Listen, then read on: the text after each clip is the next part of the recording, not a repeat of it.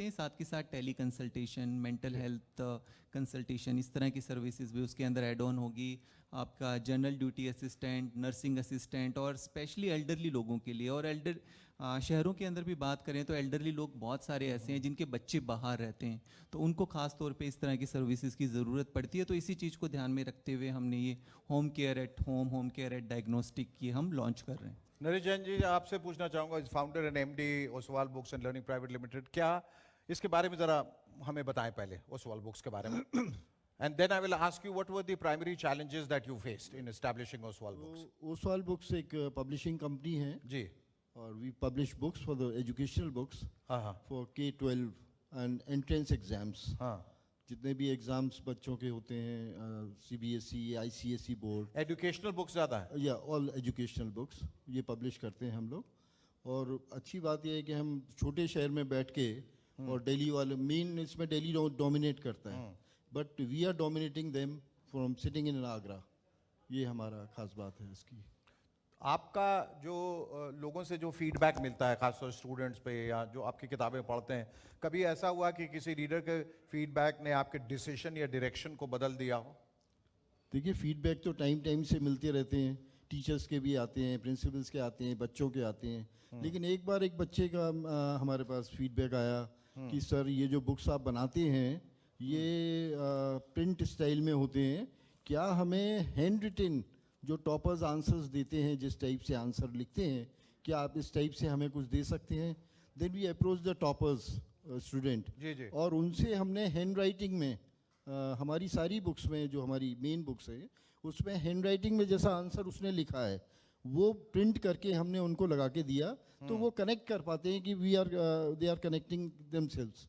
एक print form में देना, एक हैंड रिटन देना, मतलब ज़्यादा पोर्शन नहीं होता है। some pages are some question and answers are in handwritten form. जी जी जी। पूनम जी, आपसे अगला सवाल ये पूछना चाहूँगा कि जब कोविड आया तो उस दौरान जो है उसने हर किसी की ज़िंदगी को किसी न किसी तरह से प्रभावित किया, चाहे अच्छे तरीके से, बुरे तरीके से, हर के व्यवसाय को भी प्रभावित किया। और कुछ लोगों ने इसका इस्तेमाल जो है एक अवसर के रूप में किया और सही तरीके से किया, क्योंकि as they say every cloud has a silver lining। कहीं ना कहीं बुरी चीज़ों में भी एक अच्छाई छिपी हुई है, उसको आपको पहचानना है कि इस आपदा की घड़ी में भी हम इससे क्या सीख ले सकते हैं। तो इस दौरान में जब कोविड था, आपने इस अवसर का कैसे इस्तेमाल किया? जैसे कि मैंने आपको बताया कि वो जो मुझे फेलियर मिली थी KBC के टाइम, तो वो एक चिंगारी तो बन चुकी थी, अंदर जल चुकी थी, वो तब तक आग बन चुकी थी पूरी तरह से, मुझे खुद भी नहीं पता था। तो तब मुझे बैठना गवारा नहीं था, तो शायद वो जो कोविड टाइम था वो मेरे लिए एक ब्लेसिंग भी रहा, because I got a lot of time. तो मैंने उस टाइम में लिखना शुरू कर दिया। जैसे मैं छोटी छोटी वीडियोस बनाने लगी, क्योंकि पहले मुझे शौक था डिबेट्स का और ड्रामेटिक्स का, तो वो सारे जैसे शौक, वो हुनर, जो टैलेंट्स थे ना, जैसे बाहर निकल कर आने लगे। सो मैंने लिखना शुरू किया, छोटी छोटी वीडियोस तब मैंने फेसबुक पर डाली। देन आई फेल्ट कि नहीं, मैं इमोशंस, फीलिंग्स, पॉजिटिव थिंकिंग और कैसे लेट गो किया जाए बातों को, और बहुत कुछ, इतना सब कुछ, good bad, black and white सब कुछ चल रहा है हमारे सराउंडिंग्स में। तो और उस टाइम पर मुझे लगता है सबको मेंटल हेल्थ भी सबकी डाउन जा रही थी, तो वो सब सोचकर मैंने यूट्यूब चैनल बना दिया उस टाइम पर, दिल से दिल की बातें, और वहाँ मैंने अपनी बातें, अपनी दिल की बातें शेयर करना शुरू कर दिया। और आज उसमें करीब 1,40,000 के करीब सब्सक्राइबर हो चुके हैं। इंस्टाग्राम पे मेरे करीब 38-39,000 हैं। एंड ये बोलना ज़रूरी नहीं है कि कितने सब्सक्राइबर हैं, मेरे लिए ये ज़्यादा मैटर करता है कि मैं हालांकि अगर आज की जिंदगी में ये मेरे इतने सब्सक्राइबर, मेरे इतने लाइक्स हैं, जी है ना, इतने इससे लोगों ने ज़्यादा मेरे लिए मैटर करता है कि अगर मैं किसी की लाइफ में मेरी बातें अगर थोड़ा सा भी पॉजिटिव बदलाव लाती हैं, तो ये मेरी लाइफ जो है आप लोगों सफल हो गई। बहुत अच्छी बात है। और आप लोगों को क्या लगता है, first of all would you like to call yourself a social media influencer?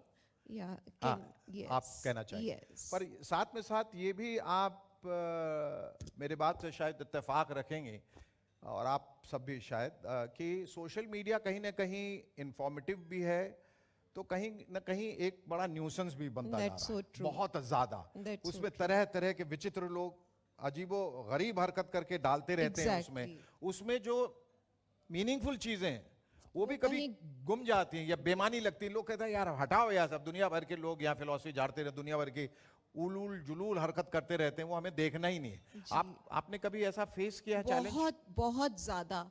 I feel like कि गॉड ये देखो जरा, इतनी बकवास वीडियो जिसमें वो क्या वो गाने गा रहे हैं, वो ऊट पटांग हरकतें हो रही हैं और मिलियंस में व्यूज हैं और हम मतलब एक महिला, मुझे ऐसा कहने नहीं चाहिए, वो रोज कपड़े उतार के आ जाती हैं। एग्जैक्टली व्हिच इज मैं नाम नहीं लूंगा, लेकिन उनके इतने फॉलोअर्स और दुनिया भर के Yes, लोग उनके everybody पीछे knows. भागे जा रहे हैं। तो ये Everybody किस तरह का हिंदुस्तान बन गया है, या इंसानियत किस मकाम पे आ गई है कि जहां लोग ऊटपटांग हरकतें करते हैं, बेवकूफी वाली हरकतें करते हैं, गैर जिम्मेदाराना काम करते हैं, उसके पीछे लोग जो हैं वो तबाही मचाए हुए हैं। और Exactly.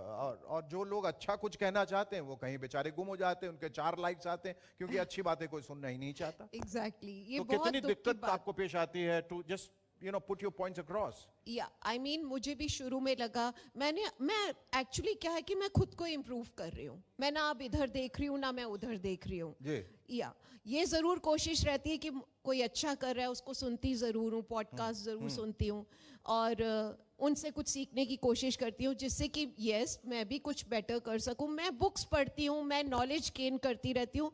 मेरा मेन पर्पस खुद को किसी ना किसी रूप में इम्प्रूव करने का है। मैंने देखना बिल्कुल छोड़ दिया है what they are doing. In fact मेरा नोटिफिकेशन हर चीज़ का बिल्कुल बंद रहता है। मेरे मोबाइल पे कोई ऊपर कोई मैसेज नहीं आता, वो मेरे ऊपर है, मैं उसे अपना गुलाम बना के रखना चाहती हूँ मोबाइल को। मैं नहीं चाहती कि मैं कुछ भी मोबाइल के देखूं और गुलाम बन- डिस्ट्रैक्ट हूँ। या Because it's becoming a very big nuisance, as I said before, कि आदमी इसके बगैर अब ऐसा लगता है कि मतलब ये एक इंडिस्पेंसिबल चीज है।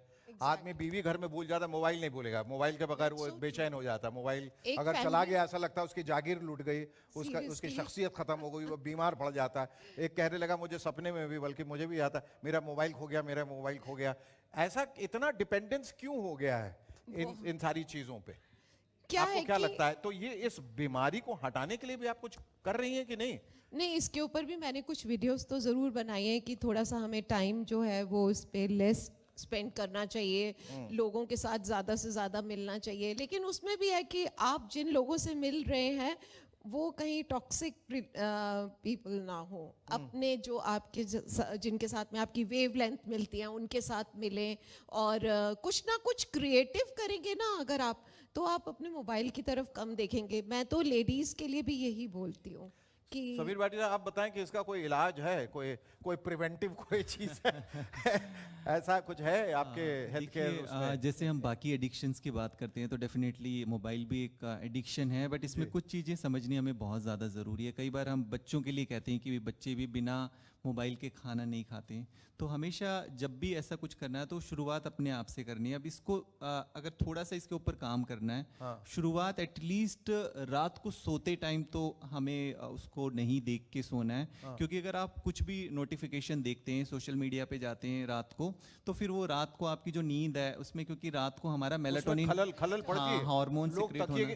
तकिए की जगह मोबाइल का इस्तेमाल करते हैं, उसी पे सो जाते हैं। दूसरा, अगर रात को सो रहे हैं, बीच में अगर आप फिर से मोबाइल देखेंगे और फिर से आपने कुछ नोटिफिकेशन देखा, फिर से कुछ कर लिया, फिर आप स्टिमुलेट हो जाएगा आपका वही ब्रश मेलाटोनिन करने से हार्मोन। पहले आप और मोबाइल कितना रेस्टलेस हो गया इंसान। आपने देखिए घड़ी घड़ी वो देख रहा है, अपना ट्विटर देख रहा है, इंस्टाग्राम देख रहा है, नोटिफिकेशन देख रहा है, व्हाट्सएप। उसका ध्यान, अभी भी मैं देख रहा था कि यहाँ आप लोग इतनी जरूरी बातें कर रहे हैं, वो मोबाइल पे लगे, मोबाइल देख रहे हैं। लोग मूवीज देखने जाते हैं, वहां मोबाइल देख रहे हैं, मतलब बाथरूम में मोबाइल लेके बैठे हुए हैं। मतलब क्या हो क्या गया है? सबसे बड़ा सोर्स ऑफ इन्फेक्शन यही है। अगर हम बहुत- आजकल कह रहे ये हैं ना, पेट सबसे में- बड़ी बीमारी है, बीमारी- आज की डेट में सबसे बड़ी बीमारी है। लोगों को शायद एहसास नहीं हो रहा है। When it would take its toll, it would be too late by then. और हम लोग इस दिशा में सोच नहीं रहे हैं, लेकिन कहीं ना कहीं वो एक जिन्न की तरह बन गया है, और वो एक ऐसा फ्रैंकेनस्टाइन बन गया जिसके हम सब गुलाम हो गए हैं। अब तो एआई आ रहा है, अब तो जीपीटी चैट, ये वो दुनिया भर के, मतलब ऐसी ऐसी चीजें आ रही हैं जहां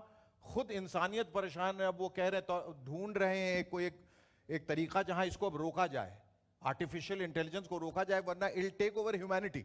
हम लोग सब इसके गुलाम हो ही चुके हैं और हो भी जाएंगे। गाड़ी में बैठते हैं, जीपीएस ऑन करते हैं, गाड़ी में बैठते हैं, ये देखना है, वो देखना है, कहाँ ट्रैफिक जाम है, कितने देर में यहाँ पहुंचना है, वहां पहुंचना है। कुछ अच्छाइयां हैं, लेकिन उसके साथ we are so dependent on it, इतने आश्रित हो गए कि कहीं ना कहीं हम सब उसके गुलाम हो गए। तो इसका डायग्नोसिस बिल्कुल बिल्कुल, और किया जाए, लोगों को बताया जाए, इसके राइट टेस्ट भी बताया जाए, प्रिवेंटिव मेजर्स भी बताएं, बिल्कुल और इसका बिल्कुल प्रोग्नोसिस भी बताएं कैसा है। जैसे मुझे लगता है कि कभी कभी इससे भी एक व्रत लेना चाहिए, चाहे 2 घंटे का सोच लें, 4, जी ज्यादा लंबा ना लिया जाए कि 2 घंटे का मेरा जो है मैंने इसको उठाना भी नहीं है। जी। अपने दृढ़ निश्चय पे हम जैसे अगर डिनर टाइम पे सब बैठे हैं तो कोई भी नहीं उठाएगा फोन, सभी लोग अपना साइड में रखेंगे। हम थोड़ी थोड़ी कोशिशें अपने घर से स्टार्ट कर सकते बताइए, इतना जी। ये जहर बन चुका है कि लोग अब खुश होते हैं कि मैंने अपने आप को डिटॉक्स किया, पता है आज मैंने मोबाइल इस्तेमाल नहीं Exactly. किया, आज मैंने खाने के वक्त जो है मोबाइल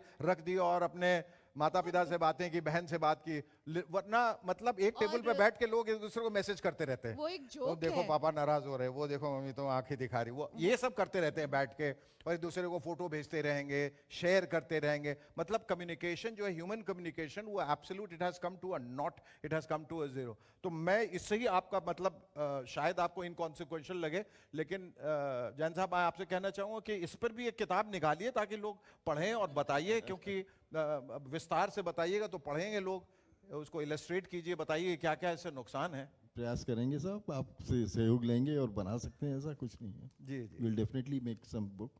आप बताइए कि एजुकेशनल जो बुक्स निकालने में कठिनाइयां आती हैं एज अ पब्लिशर, और या तो आप चाहेंगे कि आप बेस्ट सेलर्स की ओर जाएं, या जो नॉवेल्स जो सेल करते हैं, या जो that caters to a wider audience, उसकी तरफ जाएं। यहाँ आपको नुकसान होता है, लेकिन चूंकि आपका एक सामाजिक दायित्व है, एक सोशल रिस्पॉन्सिबिलिटी है, तो उस तहत आपको लगता है कि जो बीड़ा आपने उठाया उसी को लेके आगे बढ़ते जाएंगे।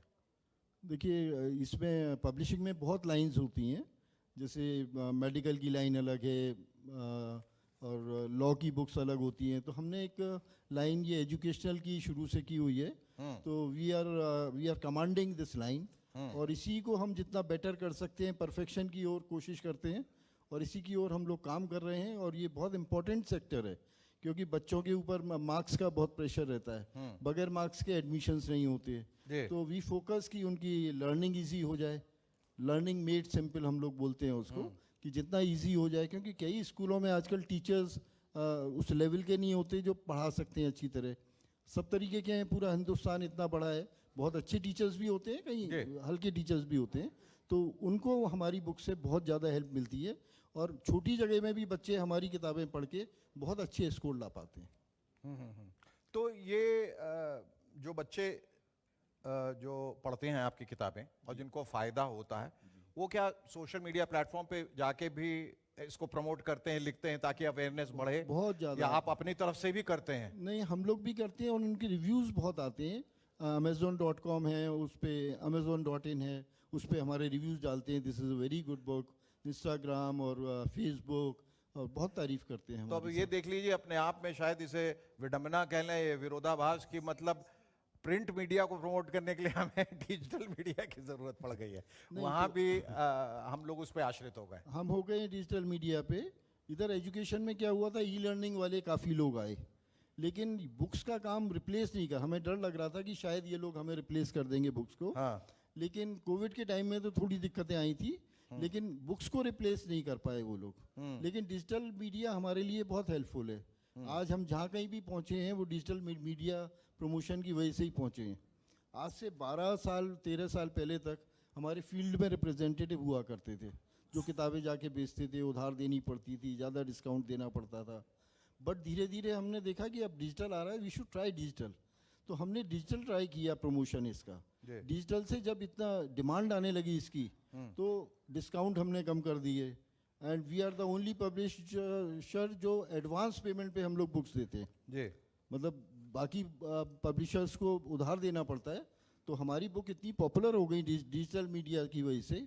तो हमारा एक रेयर कंपनी ऐसी है कि हमारे पास आज की तारीख में फील्ड रिप्रेजेंटेटिव नहीं है, जो कि हमारे पास आज की तारीख में जिस वॉल्यूम का काम हमारा है, कम से कम 200 आदमी हमें रखने पड़ते फील्ड के, वो सारा काम हमने डिजिटल उससे किया। अब तो डिजिटल का इतना फ़ायदा हुआ हम लोगों को। भाटी साहब, आप बताइए कि स्किल इंडिया के तहत हेल्थ केयर स्किल्ड फोर्स जो है उसको कैसे तैयार करें? बिल्कुल बिल्कुल, देखिए कोविड के दौरान एक और चुनौती जो हमने Workforce देखी थी, कैसे, हाँ। बिल्कुल बिल्कुल, उस टाइम हम लोगों ने देखा कि हमारे पास इंफ्रास्ट्रक्चर है, इवन गवर्नमेंट हॉस्पिटल में देखिए, प्राइवेट हॉस्पिटल में भी देखिए, तो सब चीज़ें अवेलेबल थी, इंफ्रा और भी बाकी जो इक्विपमेंट वगैरह सब, बट कहीं ना कहीं मैन पावर को लेके काफ़ी एक बड़ा चैलेंजेस था। और वो स्पेशली अगर हम गवर्नमेंट सेटअप में भी देखें, प्राइवेट सेक्टर में भी देखें, health care skilled man power की काफ़ी ज़्यादा कमी देखी है। और स्पेशली अगर हम वैसे देखें तो लोग मतलब स्किल्ड भी हैं काफ़ी, जी। बट स्किल्ड होकर भी अनएम्प्लॉयड है। तो अच्छा। इसलिए ये ज़रूरी है हमें देखना कि किस तरह की जॉब की रिक्वायरमेंट है। स्पेशली अगर अभी मैं फ़िलहाल बात करूँ तो हेल्थ केयर के अंदर काफ़ी तरह की जॉब की अपॉर्चुनिटीज़ है और रिक्वायरमेंट भी है, स्पेशली पैरामेडिक्स हो गए या इस तरह की। तो इस चीज़ के लिए हमारा जो स्टार एजुकेशन है उसमें हम इस तरह के कोर्सेज कराते हैं, शॉर्ट टर्म वाले कोर्सेज, अच्छा। कि जिसमें उनको इजीली उनको एम्प्लॉयमेंट दिलाया जा सके, जिसके अंदर स्पेसिफिकली फ्लेबोटॉमी के ब्लड सैंपल लेने वाले courses, multitasking health care worker, X ray technician के शॉर्ट टर्म कोर्सेज। तो इन सब की जॉब की रिक्वायरमेंट भी रहती है, इजीली हम उनको एम्प्लॉयमेंट भी दिलवा पाते हैं। तो और दूसरा स्पेसिफिकली हमारी जो इन हाउस रिक्वायरमेंट है वो भी वहाँ से फुलफिल हो जाती है। तो इसलिए स्पेशली ये ज़्यादा ज़रूरी है कि स्किल्ड होने से ज़्यादा ज़रूरी है कि किस तरह की जॉब रिक्वायरमेंट है मार्केट में। तो उसी गैप को देखकर हाँ, स्टार एजुकेशन उसी तरह के कोर्सेज डिज़ाइन कराता है, अप्रूव करता है और उनके लिए फिर कोशिश करता है कि उनको एम्प्लॉयमेंट भी दिलवा सके। एक बात बताइए और कि राइट डायग्नोसिस के लिए it's very important to do the right test. लेकिन कभी कभार जिन लोगों को कोई प्रॉब्लम होती है उनको they have to go through series of test to come eventually to the right test which they should have done in the first place. तो उसको सर्कमवेंट करने के लिए क्या किया जाए? How do you choose the right test for the right diagnosis? आजकल एक फॉल्स सेंस ऑफ सिक्योरिटी ऐसा हो जी। गया कि कई बार हमने एक ब्लड सैंपल दे दिया और हमें लगता है कि हमारी सब कुछ टेस्ट हो गए। अब वो ब्लड उस पैकेज का कोई भी नाम हो सकता है, master health package, whole body health checkup, हाँ, और एक हाँ। ब्लड सैंपल से कैसे होल बॉडी हेल्थ चेकअप हो सकता है? हाँ।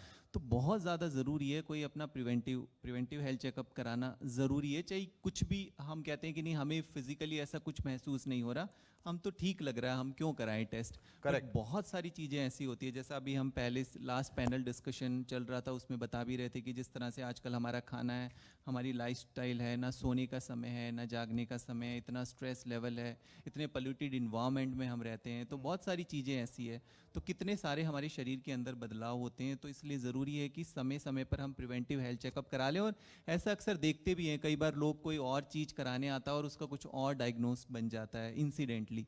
तो अब राइट डायग्नोसिस की जहाँ तक बात हुई तो वो कुछ चीज़ों पर निर्भर करता है कि आपकी फैमिली हिस्ट्री कैसी है, आपकी लाइफस्टाइल कैसी है, आप स्मोकर हैं, आप अल्कोहल लेते हैं, आपका सोने का जागने का समय, ये सब चीज़ों को देखकर आपकी एज के अकॉर्डिंगली, मेल फीमेल के अकॉर्डिंगली कुछ टेस्ट, सर्टेन टेस्ट डिसाइड करते हैं। पर कुछ कुछ टेस्ट है जो सबको करा लेनी चाहिए एक एज के बाद की। हम बात करें 25 साल या 20 साल के बाद आपको कुछ टेस्ट है, जैसे कि आप HbA1c टेस्ट करा सकते हैं, एटलीस्ट जस्ट जानने के लिए कि कहीं आप प्री डायबिटीज़ की तरफ तो नहीं मुड़ रहे हैं। अभी जहाँ हम बैठे हैं आगरा में या अभी उत्तर प्रदेश की बात करें तो अभी जो ICMR की स्टडी आई है उसमें दिया गया है कि यहाँ पे सबसे ज़्यादा प्री डायबिटिक हैं। मतलब प्री डायबिटीज़ का मतलब ये है कि 2 साल के बाद वो डायबिटीज़ की तरफ मुड़ जाएंगे। तो इस तरह का एक आप प्री डायबिटीज़ का टेस्ट करा सकते जी, हैं। जी। और कई बार कईयों को, अभी ज़्यादातर मैं यूथ से जब इंटरेक्शन करता हूँ उन लोगों का सवाल रहता है कि हम जिम जाते हैं, आजकल जिम में इस तरह के हार्ट अटैक के केसेस काफ़ी ज़्यादा देख रहे हैं, तो क्या ऐसी चीज़ कराएं जिससे हम पता लगा सकें कि कोई ऐसी घटना ना हो इस तरह की? तो उसके लिए स्पेसिफिकली कुछ चीज़ें ज़रूरी है। आप एटलीस्ट अपने रिस्क फैक्टर हर एक इंसान को पता होना चाहिए कि क्या वो डायबिटिक है, क्या उसका ब्लड प्रेशर बढ़ा हुआ है कि नहीं। How often should one do the tests? तो एक बार अगर आपकी ये चीज़ें नॉर्मल आ गई, आप डायबिटिक नहीं है, आप हाइपरटेंसिव नहीं जी। है और बेसिक 2 चीज़ें आपकी ये सब चीज़ें नहीं है, हाँ। तो आपके कोलेस्ट्रॉल लेवल्स ठीक हैं, तो फिर ठीक है, आप 1 साल के बाद 2 साल के बाद करा सकते हैं। पर अगर आपका कोलेस्ट्रॉल बढ़ा हुआ, आपको डायबिटीज़ भी है, आपकी फैमिली हिस्ट्री भी है कि आपकी फैमिली हिस्ट्री में यंग हार्ट अटैक है, कि 50 साल की उम्र में आपके ब्रदर सिस्टर या फादर मदर किसी को हार्ट अटैक रहा जी, है, जी, तो जी। उनको कुछ एडवांस टेस्ट कराने की फिर देखिए, जरूरत एक पड़ जाती मानसिकता है। मैंने हिंदुस्तानियों में ज्यादा देखी है, पता नहीं बाहर के विदेश में भी होता होगा। टेस्ट नहीं करवाएंगे, क्यों? डर लगता है कुछ निकल आएगा। ये क्या बात हुई? डर लगता है कुछ निकल आएगा। और अगर निकल आएगा, जैसे हमने पहले ही कहा, अ stitch in time saves 9, prevention is better than cure. अगर निकल आएगा तो उसका क्योर कीजिए।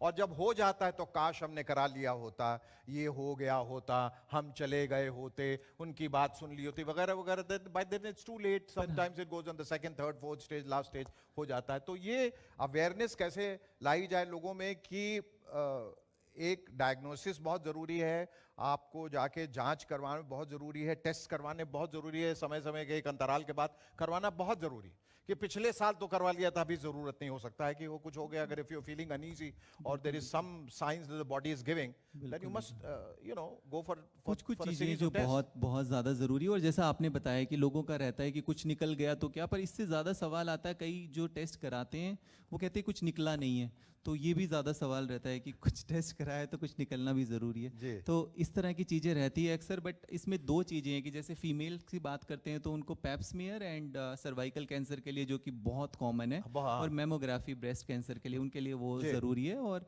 मेंस में जैसा देखें कि हार्ट डिजीज़ अभी काफ़ी ज़्यादा कॉमन है, तो एटलीस्ट बहुत वो है, prostate स्ट्रेस cancer है इको दुनिया- वगैरह हाँ। और प्रोस्टेट के इस तरह के कुछ टेस्ट करा लेनी ज़रूरी है, जो ज़्यादा प्रिविलेंस है, जिनके केसेस ज़्यादा देखे जाते दो हैं। चीजें आपसे बहुत जल्दी जल्दी पूछना चाहूंगा। एक तो ये कि सोशल मीडिया की जो हम बात कर रहे थे, वहां बहुत ज्यादा क्वैक्स पहुंच गए हैं।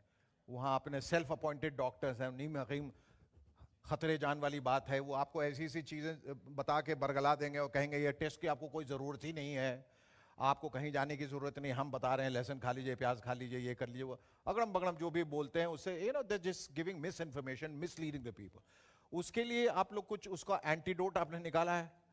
बिल्कुल, देखिए प्रिवेंशन अवेयरनेस हमारी कैंपेन्स इस तरह की काफ़ी ज़्यादा चलती रहती है। इवन हमारा स्कूल कॉलेजेस वगैरह में, कोर्ट्स में, सभी जगह पे, इवन पुलिस के साथ भी हमारी काफ़ी कैंपेन्स चलती रहती है। और जहाँ भी जाते हैं, इवन स्कूल्स में भी, कि हम वहाँ अवेयर ही करते हैं स्पेसिफिकली प्रिवेंशन के लिए।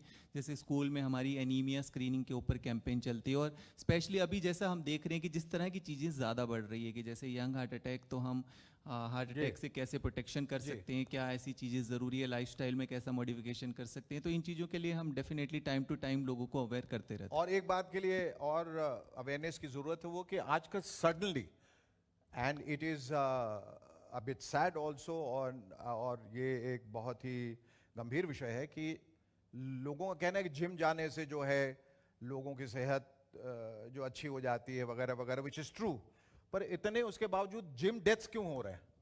बिल्कुल, देखिए इसमें जिम जाना खराब बात नहीं है, एक्सरसाइज करना खराब बात नहीं है, कहीं ना कहीं मिस इन्फॉर्मेशन या सही जानकारी ठीक नहीं है। ये बहुत ज़्यादा ज़रूरी है कि अच्छा दिखना या फिट देखने से ज़्यादा ज़रूरी है कि आपको हेल्दी रहना, ठीक रहना ज़रूरी है। पर कुछ कुछ चीज़ें ज़रूर जान लें कि अगर आप कोई ऐसी हैवी एक्सरसाइज करते हैं तो पहले जान लें अपनी बॉडी के बारे में कि क्या आपको कोई ऐसा रिस्क फैक्टर तो नहीं है। दूसरा, कई बार क्या होता है कि आप जिम कभी जा रहे हैं कभी नहीं जा रहे, और गए तो एक दिन आप 2-2 घंटे तक एक्सरसाइज कर रहे हैं, आप पहले कोई स्ट्रेचिंग वगैरह नहीं कर रहे हैं, और वार्म अप एक्सरसाइज करते नहीं, हाँ, वार्म अप सीधा जाके 100 kg उठा एग्जैक्टली, या फिर आप बहुत ज़्यादा कोई प्री वर्कआउट कॉफ़ी वगैरह पी के आप ट्रेडमिल पे भागे जा रहे हैं, तो ऐसी कुछ चीज़ें नहीं करनी है। इन सब चीज़ों का अगर आप ध्यान रखेंगे तो आई थिंक इस तरह की चीज़ों से हम काफ़ी हद तक बच सकते हैं। और ज़्यादातर जिम में देखते हैं हम कि प्री वर्कआउट पी लिया, हेडफोन लगा लिए और वो भागे जा रहे हैं, नींद पूरी नहीं हो कहाँ रही है, निकल जाते स्ट्रेस हैं? नहीं, बिल्कुल। तो ये कुछ फैक्टर ट्रेडमिल पे दिल्ली से आगरा तक आ जाते हैं। यहाँ मैं एक बात कहना चाहूंगी कि अगर वर्कआउट कर रहे हैं तो ट्रेनर का होना बहुत ज्यादा जरूरी है। हाँ, Trainer और under and, under doctors guidance और फिजिशियन गाइडेंस Yes, और अगर वो भी एक्सपर्ट्स allow गाइडेंस, वो करते बहुत हैं जरूरी है। कि यू कैन डू। अच्छा, खुद से कुछ भी खा लेते हैं, प्रोटीन शेक खा Exactly. लेंगे, स्टेरॉइड का वो कोई भी साइकिल ले पता लेंगे, होना चाहिए, कुछ हाँ। उनको मालूम नहीं अपने बॉडी के बारे में। जी, यस, एंड प्लस मुझे लगता है कि जैसे मैं भी वर्कआउट कर रही हूँ, 2-3 साल से कर रही हूँ, आई फील लाइक कि जब मैं पानी पी के करती हूँ तो आप काफी कंफर्टेबल हो जाते हैं कहीं ना कहीं। तो पानी का जो इंटेक है उसका भी वो तो कुछ ना hydration- कुछ, hydration yes, तो अच्छा, hydrate नहीं स्पाइसी और होती है। शुगर के प्लेटफॉर्म के जरिए आप बताना चाहते हैं कि ये औरतों में भी ये जो फैट चल गया है, वो भी अब एक्सरसाइज करके वो भी मसल्स बना रही हैं, बाइसेप ट्राइसेप्स बना के औरतें आ जा रही हैं। For बताइए this. अब कैसे गाएं उनके लिए कि चौधरी का चांद हो। पर वो आपको लाइफस्टाइल भी ठीक रखनी है, खान पान भी ठीक Exactly. रखना, और एक्सरसाइज। ऐसा नहीं कि आप Both the एक्सरसाइज कर रहे हैं और things. उसके बाद आप फिर वो जंक खा खा पी रहे हैं, रहे सब हो, कुछ junk खा रहे हैं, खा तो तो उसका मतलब कोई- अजीबो गरीब शक्ल बना के आ गई। वही तो मैं कह रहा हूँ, सारे गाने जो उनके लिए लिखे गए हैं वो रद्द हो गए, अब तो बोल ही नहीं सकता। वो सख्त सख्त सी दिख रही हैं, तो मर्दाना दिख रही हैं, सिक्स पैक muscle एब्स तो औरतें strength बनाई। भी- तो आप कुछ कहना, कुछ संदेश है आगरा वालों के लिए और तमाम महिलाओं के लिए? एक आखिरी सवाल महिलाओं के लिए तो मैं यही कहना चाहूँगी, सबसे बड़ी बात तो ये है कि पिछले 10-15 साल में बहुत चेंज आया है, ड्रास्टिक चेंज आया है। मैं हर लड़की को देखती हूँ, they have become career oriented. हाँ। मतलब हर किसी को एक करियर को लेकर जो उनके अंदर एक जुझारूपन है वो बहुत ज़बरदस्त है। लेकिन हमारी एज की महिलाएं जो हैं वो अभी तक थोड़ी सी दिग्भ्रमित हैं। मतलब कुछ बहुत अच्छा काम कर रही हैं, कुछ अभी भी सोच रही हैं, मतलब कोई पर्पस नहीं है लाइफ का। एंड आई फील कि हर महिला के पास एक पर्पस ज़रूर होना चाहिए। बहुत खुशी की बात है आपको आपके फादर के नाम से जाना जाए, आपको आपके हस्बैंड, आपके बच्चों के नाम से जाना जाए।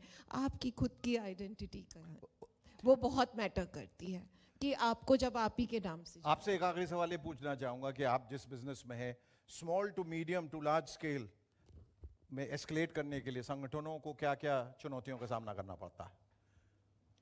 देखिए, पहले हम लोग ट्रेडिशनल बिजनेस करते थे, तो ये जितने अब सिस्टम्स वगैरह आ गए हैं, तो अभी क्या हुआ कि हमारा काम काफ़ी बढ़ रहा था, तो बेटा बिजनेस में आया, तो पता किया हमने एक बिजनेस कोच हैं राहुल जैन दिल्ली में, तो उनको उनके पास ट्रेनिंग के लिए भेजा गया। तो उन्होंने इतने सिस्टम्स हमारे यहाँ लगा दिए, और उसके बाद जो डेवलपमेंट हुआ मैं आपको बयान नहीं कर सकता हूँ। मतलब बिजनेस ऑटो पायलट पे हो गया। उनके बिजनेसेस ऐसे होते हैं और एक ही उनका टारगेट रहता है, how to double your profit every year, and we are achieving it. मतलब जो चीज़ें शायद IIM में भी नहीं सिखाते होंगे या वो नहीं करते होंगे, तो मेरे दोनों बच्चे हैं, बेटा बेटी दोनों मेरे बिजनेस को ज्वाइन किया हुआ है उन्होंने, मेनली वही देखते हैं हम, तो they have done wonders in our business. Fantastic, बहुत बढ़िया। ये सब बातें हो गई, और जाने से पहले मतलब पूनम जी ने अभी तक कम से कम वो इख्तियार नहीं किया है कि जिम में जाकर सख्त हो जाएं, मर्दाना हो जाएं, और अब भी खूबसूरत हैं। तो इससे पहले कि आप आए और कुछ बोले, मैं इनके लिए एक गाना, एक लाइन गाना चाहूँगा, और आप लोग साथ देंगे और आप लोग मानेंगे कि मैं जो कह रहा हूँ कि वो सही है। जुल्फे हैं जैसे कांधों पे बादल झुके हुए, आंखें हैं जैसे मैं के प्याले भरे हुए, जाने बाहर तुम किसी शायर का ख्वाब हो, चौदहवीं का चांद हो या आफताब हो, जो भी हो तुम खुदा की कसम लाजवाब हो। Thank you, thank you, thank you so much. You simply made my day. Oh my God. I'm just thank you, speechless. thank you, thank you, thank you. Thank you so much. मैं एक बात और कहना चाहूँगी जी। कि हर इंसान की desires बहुत सारी होती है जी। लेकिन जो डेस्टिनी में होता है वही डिज़र्व करता है वो, लेकिन कभी कभी डिज़ायर से ज़्यादा डिज़र्व कर लेता है जब वो उस पर काम करता है। बहुत बहुत बहुत fantastic, thank you. Dr. Sameer Bhati, please take your seat there. Can we have the memento, please? Sir, please be on stage. आइए आइए जरा। And I would like to call Prashant Jain also. Please join us on stage. Thank you. आइए, किसको आना है? आइए, प्रशांत काहे जैन शर्मा जी। रहे हैं? कूद के आ जाइए। जी, अच्छा है योर सन। अच्छा, आप जरूर सरसों का तेल खाते हैं। हाँ। और अब मैं मंच पे बुलाना